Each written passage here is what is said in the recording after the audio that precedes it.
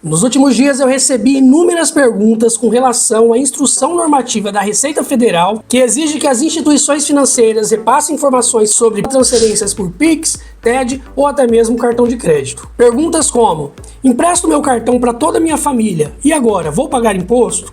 Recebo dinheiro na minha conta para pagar as contas dos meus pais e agora? Vendi meu carro e recebi por Pix, serei taxado? Recebo aluguéis, devo pagar imposto?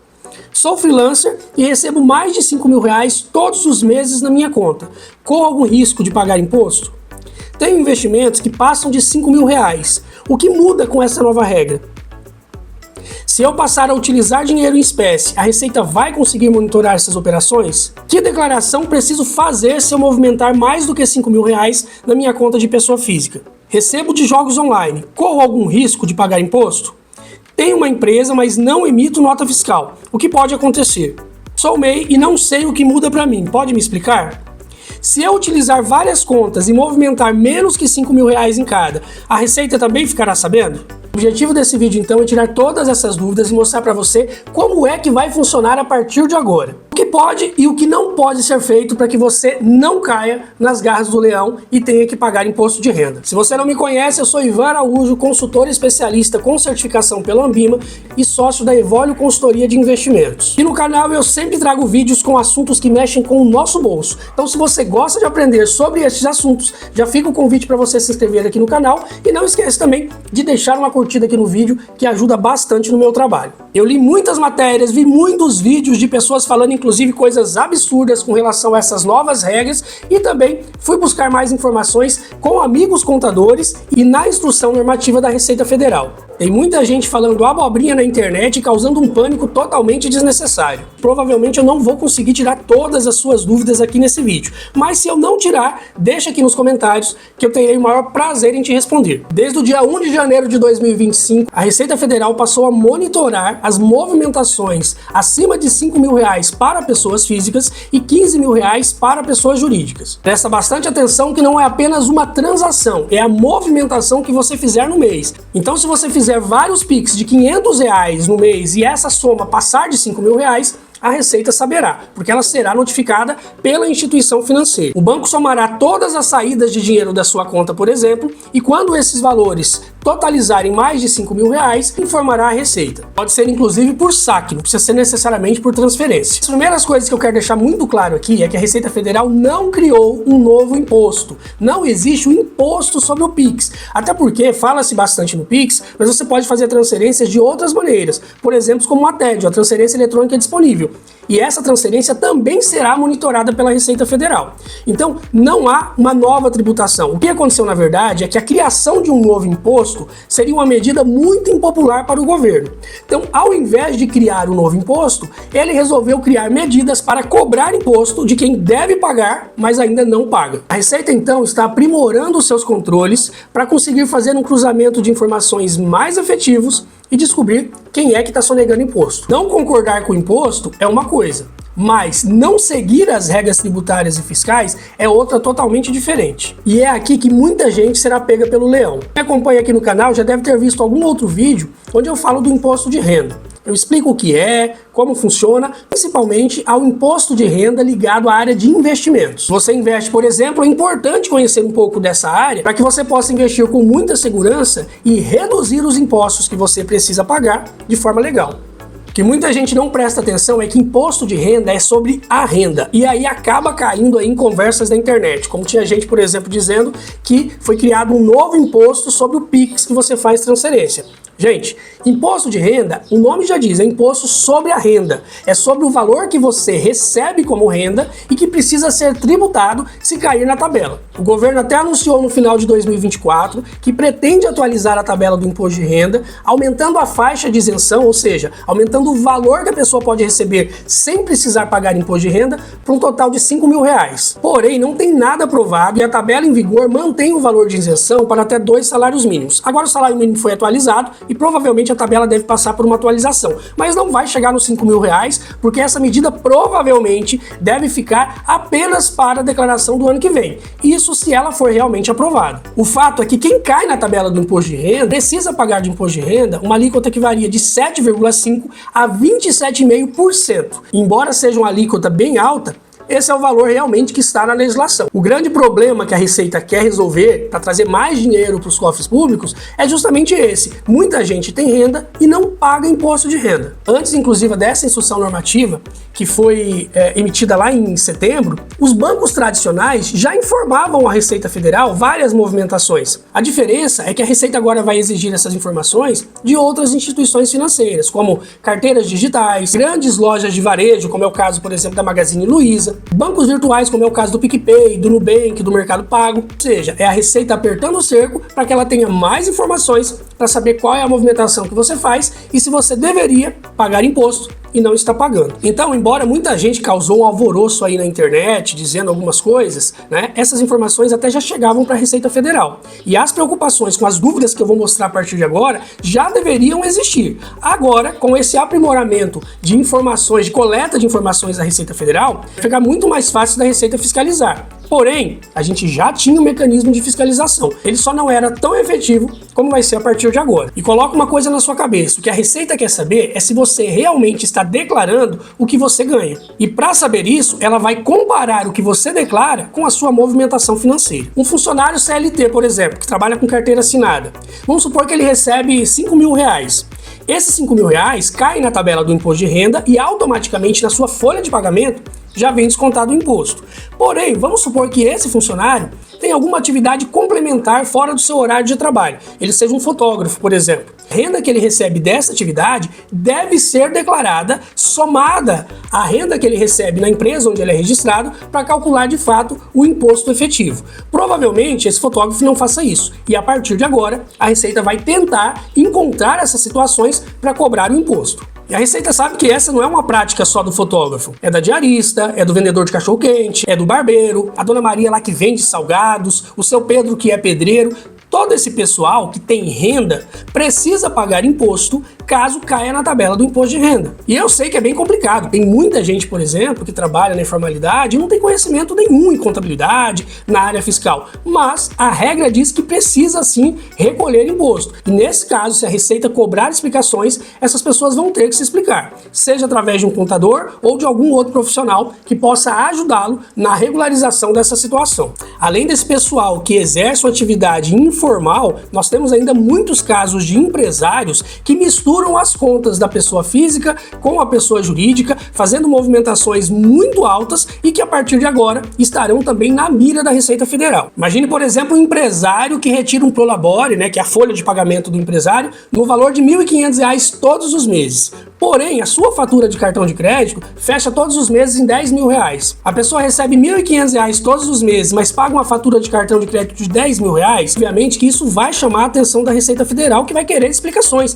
Como é que você recebe R$ 1.500 e paga R$ 10.000 todos os meses? De onde está vindo essa diferença? É um valor que está sendo tributado também ou não? Se não estiver sendo tributado, você não paga imposto. E a Receita vai cobrar o pagamento. Agora, se você conseguir comprovar que essa diferença é sim um valor tributado, o máximo que pode acontecer é a Receita te convidar para tomar um café e você apresentar os comprovantes que mostrem para a Receita de onde está vindo essa diferença, que de fato estes valores são tributados e, portanto, você está seguindo a legislação. E presta atenção numa coisa para depois não falar que não foi avisado. A Receita Federal, aliás, qualquer órgão público, trabalha com documentos que comprovem aquele fato. Não adianta você chegar lá e falar que fez isso ou fez aquilo se não tiver comprovação. Se não tiver documento, você vai ser taxado e vai ter que pagar imposto. E se a Receita te notificar e você não for atrás, você vai ter uma série de problemas, como por exemplo, seu CPF cancelado, não vai conseguir abrir conta, se tentar tirar passaporte vai ter problemas com isso, entre outros problemas. Na verdade, seu CPF vai ficar bloqueado para uma série de operações, em várias situações você vai ter grandes problemas para resolver. Como eu avisei no início do vídeo, eu recebi várias perguntas, quero te mostrar quais são elas a partir de agora. Ivan, eu pago uma fatura de R$ 7.000 no meu cartão de crédito todos os meses porque a minha mãe, o meu pai, meu irmão, meu gato, o meu cachorro utilizam o meu cartão. Como é que a Receita vai fazer nessas situações?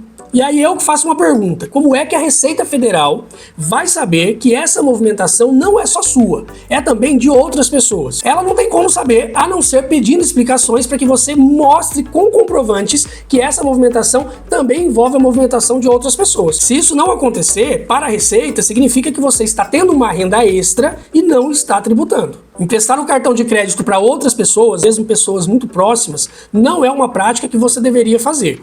O correto seria cada um ter o seu cartão de crédito e movimentar a sua conta no seu CPF. Porém, vamos imaginar que não tem como você resolver isso agora. O que é que você precisa fazer? Você precisa guardar os comprovantes para que você, caso a Receita te notifique, consiga provar para ela que essa movimentação não é só sua. Ao cruzar as informações da sua movimentação, se a Receita achar que você está sonegando imposto, ela vai te convidar para fazer uma visita na instituição. E aí você vai precisar comprovar, como eu disse, com documentos, que essa movimentação é do seu pai, do seu amigo, do seu primo, da sua mãe, da sua namorada, do seu namorado. É muito importante, inclusive, mas não elimina todos os riscos, que você, ao emprestar o seu cartão, você solicite que a pessoa compre no nome dela, emita uma nota fiscal no nome dela e repasse uma cópia dessa nota para você. E quando essa pessoa fizer o reembolso, você também deixe registrado, deixe guardado esse comprovante de Pix, por exemplo, para comprovar para a Receita, caso seja necessário depois. Lembre-se que ao emprestar o seu cartão de crédito, caso você seja notificado pela Receita, o problema é todo seu. A pessoa que utilizou o seu cartão de crédito sairá ilesa porque simplesmente não é o CPF dela que está aparecendo. Próxima pergunta. Sou médico, trabalho com carteira assinada, porém faço algumas consultas particulares e recebo isso via Pix. Terei algum problema?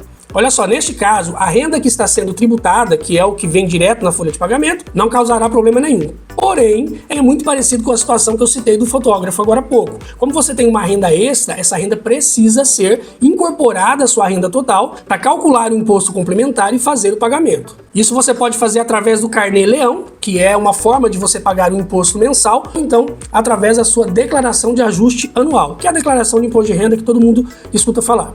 Inclusive, pessoal, eu vou tirar várias dúvidas aqui, mas às vezes você tem alguma particularidade que um bom contador vai conseguir te ajudar para que você durma com muita tranquilidade depois. Então, a minha sugestão, embora você precise realmente ter essa informação e saber como funciona, ficou com uma dúvida, tem uma particularidade muito específica, procure um bom contador. Próxima pergunta. Divido meu aluguel com outras pessoas. Que problemas eu terei com isso? Se você divide o aluguel de uma casa, por exemplo, com outras pessoas e o pagamento é feito através do seu CPF, seria muito importante também que você tivesse um contrato com essas outras pessoas e guardasse o comprovante de reembolso que elas fazem todos os meses. Caso a Receita te notifique, você tem como comprovar que aquele pagamento não sai apenas do seu bolso e, por isso, ele não representa uma saída de dinheiro acima da sua renda. Recebo aluguéis de várias casas e nunca paguei imposto. O que pode acontecer? Quem recebe aluguel de imóvel precisa pagar imposto de renda. Existe a tabela do imposto de renda e você tem uma faixa de isenção.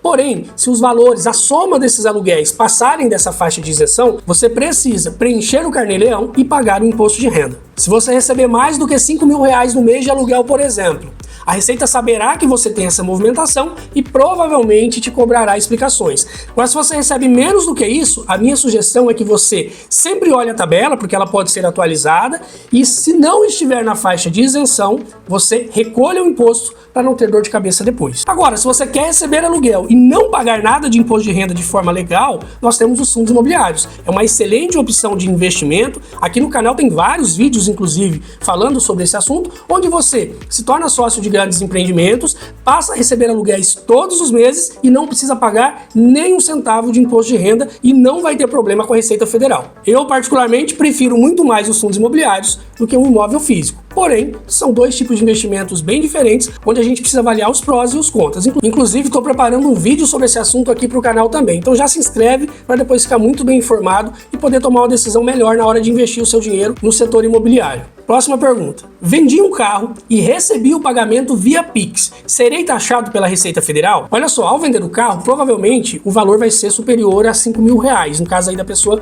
física. E, portanto, a Receita será notificado que você fez essa operação. Então, Então, o que você pode fazer para não ter problemas é seguir justamente a legislação.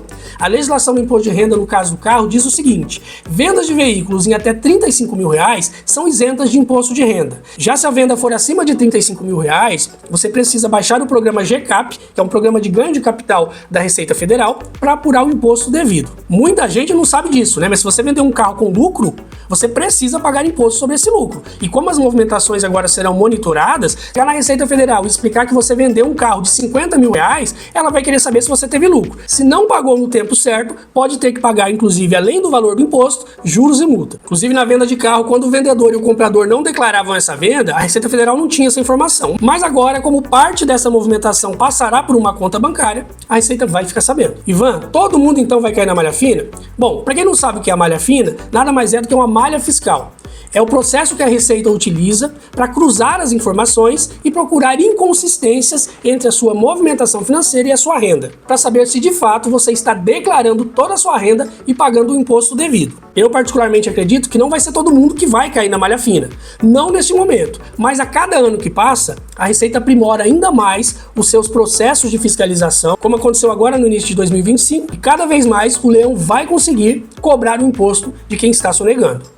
Inclusive, nesse momento, a Receita Federal já utiliza inteligência artificial, o que facilita bastante o processo na hora de procurar irregularidades. Então, se você não quer correr riscos, a melhor coisa que você pode fazer é seguir a legislação. E eu sei que é puxado, a alíquota é muito pesada, nem todo mundo tem conhecimento para isso, vai ter que procurar um profissional, um contador para te ajudar na situação. Porém, como eu disse, se você não quer correr esses riscos, precisa fazer da maneira correta. Se eu fizer a transferência entre as minhas contas, terei algum problema?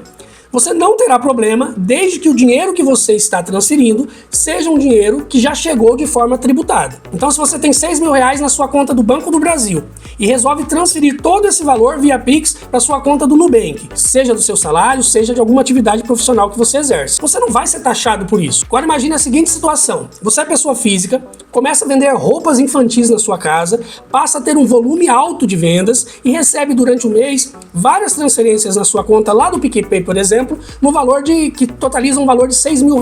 Depois você pega esses R$6 mil e transfere para sua conta do Itaú. Obviamente que essa transferência, a partir de agora, será notificado para a Receita Federal. Se a Receita Federal te enviar uma notificação pedindo explicações, você vai ter que dizer de onde saíram esses R$6 mil. Se você não emite nota fiscal, se você não é MEI, como é que você vai comprovar de onde veio esse dinheiro? E aí você vai dizer: olha, eu vendo roupas infantis. A Receita vai te fazer uma simples pergunta: e você está tributando essas vendas? Você está pagando os impostos devidos? Como você provavelmente não estará pagando, você precisará recolher para os cofres públicos o valor do imposto devido e, como eu disse, pode vir acrescido de juros e multas. Nesse caso, inclusive, seria muito melhor que você abrisse um MEI, né? Porque o MEI ele vai te dar alguns benefícios, como por exemplo aposentadoria, auxílio-doença, e você não estará na informalidade.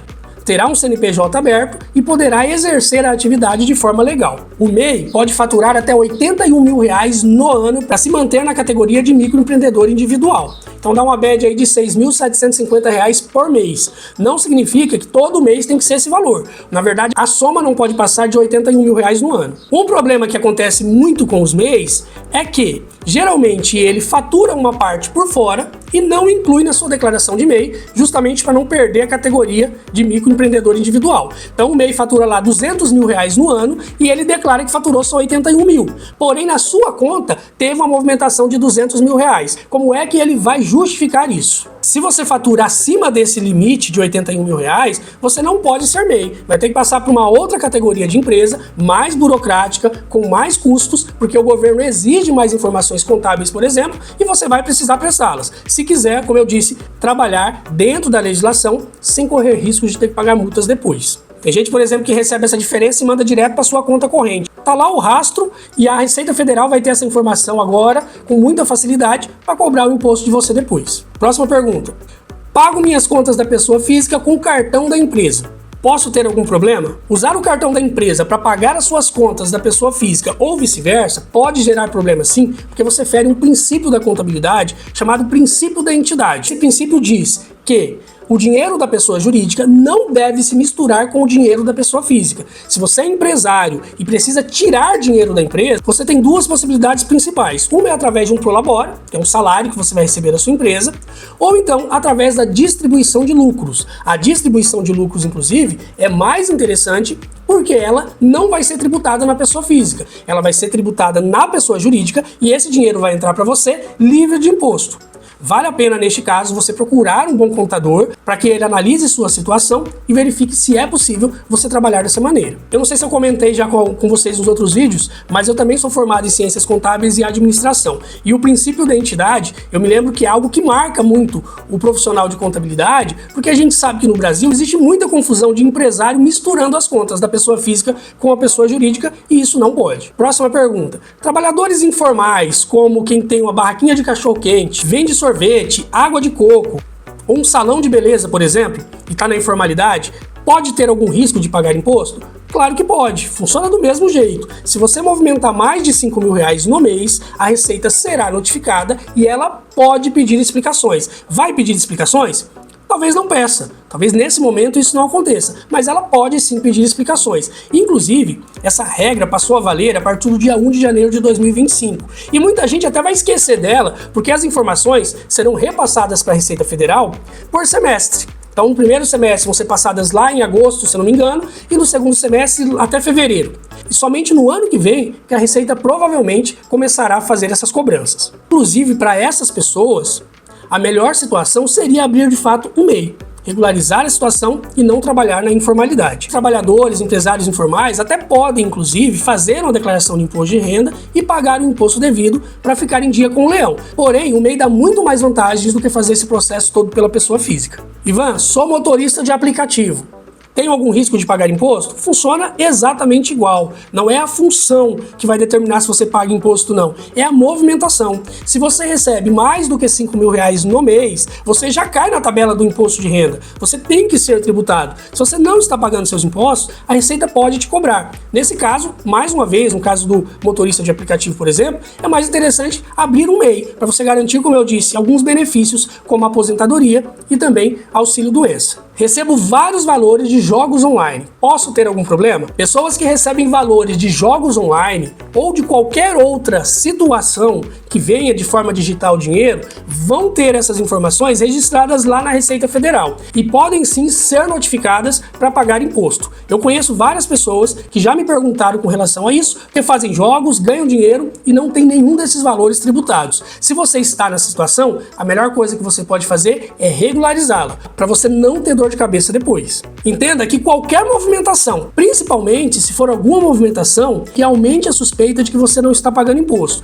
essas pessoas devem sim se preocupar, porque a Receita cada dia chega mais perto dessas movimentações para cobrar o imposto devido. Aliás, assim como a gente vai no médico para cuidar da nossa saúde, procura um consultor financeiro para investir melhor e com mais segurança, a gente precisa procurar um profissional como um contador, por exemplo, para cuidar da nossa vida tributária. Então, se você quer ter tranquilidade e agir de acordo com a legislação, procure um contador para que ele possa analisar o seu caso e te orientar da melhor maneira possível. Ivan, tenho investimentos acima de R$5.000, o que muda para mim? Não importa se você tem 5.000, 10.000, 1 milhão. No caso dos investimentos, existem regras específicas. A Receita Federal até pode ser notificada, ter a informação de que você fez uma transferência para a corretora, por exemplo, acima de R$5.000. Porém, não é isso que vai fazer você pagar mais imposto. Isso depende muito do tipo de investimento que você fez. Na renda fixa, geralmente o desconto é na fonte quando você faz o resgate. Na renda variável tem várias particularidades, assim como tem muitas isenções. E por isso que é interessante, inclusive, você conhecer um pouco mais esse assunto. Te convido a ver outros vídeos aqui no canal, para que você possa investir parte do seu dinheiro, aumentar a sua renda, sem ter que pagar imposto de renda, e isso de forma legal, sem ter dor de cabeça depois. E essa pergunta agora é muito boa. Ivan, e se eu utilizar várias contas, em todas elas eu movimentar menos de R$5.000? Olha só, lá no artigo 16 da Instrução Normativa, que trata desse assunto, ela diz que as entidades a que se refere o artigo 9º estão obrigadas a prestar as informações acumuladas anualmente relativas às operações financeiras mencionadas no artigo 10, quando não forem atingidos os limites previstos no artigo 15. E o artigo 15 é justamente o que fala do limite de R$5.000. Então, Essa pergunta, inclusive, tem a cara do jeitinho brasileiro que quer burlar a fiscalização. Então, a Receita Federal terá, sim, essas informações. Então, ela pode cruzar essas informações de todas as movimentações que você fez no seu CPF. A única diferença vai ser o prazo.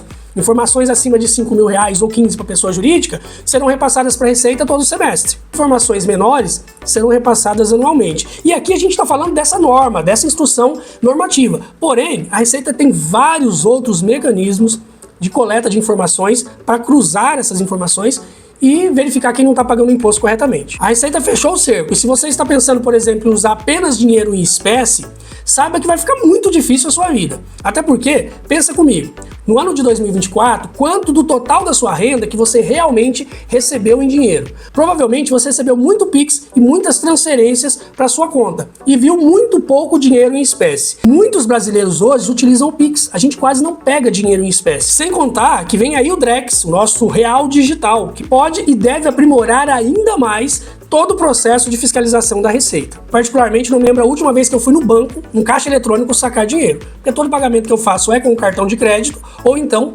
via Pix. A instrução ainda cita o FGTS. Aquelas contas que tiveram movimentação de mais de R$100.000 no ano devem ser informadas também para a Receita Federal. São várias particularidades, algumas não vão chamar muita atenção da Receita, mas se chamarem a atenção, ela vai vasculhar a sua vida financeira. E eu não vi muita gente falar, mas a instrução cita ainda, por exemplo, a previdência privada, movimentações em consórcio, conversões de moeda estrangeira em moeda nacional e transferência de moedas para o exterior. Vale lembrar então que fazer um Pix não vai aumentar o seu imposto. Não tem multa, não tem nenhuma taxa com relação a isso. O que o governo fez foi aumentar o controle para saber se a movimentação de dinheiro que você faz está condizente com os gastos que você tem. O governo quer saber do seu caixa. Se você gasta 10 mil, da onde estão vindo esses 10 mil? Esse valor que você está gastando foi renda que foi tributada ou é o dinheiro da informalidade? Se for da informalidade, é bom você começar a se preocupar, procurar um bom contador, como eu disse, para regularizar a sua situação. A lei está aí, gostando ou não, ela precisa ser cumprida. Se você optar por não cumprir,